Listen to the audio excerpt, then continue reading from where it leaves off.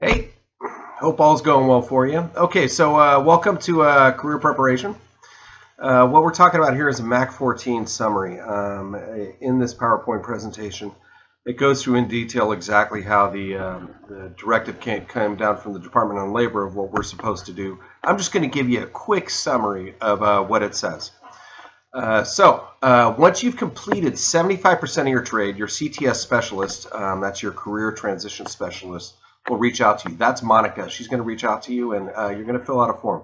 There is a copy of the form on the last slide of this presentation if you want to take a look at that.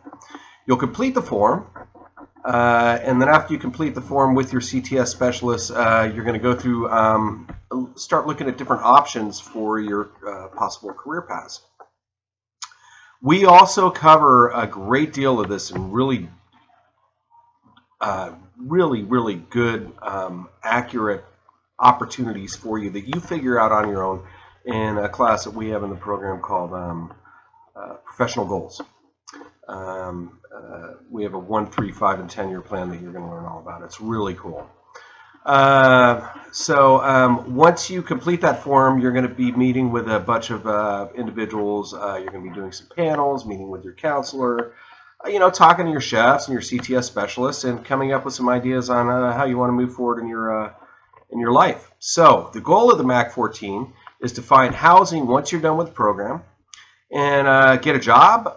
Maybe you decide you want to continue your education through advanced training, or possibly a college or something like that, or maybe even the possibility of joining the military, which is a great opportunity if you're able to do it. The benefits that people get once they're done with the military are fantastic for the rest of their life, and they also get to learn all sorts of new different things when you're in the military. So it could be a good opportunity for you. Anyways, good luck. You can read through this, and we'll talk to you soon. Bye.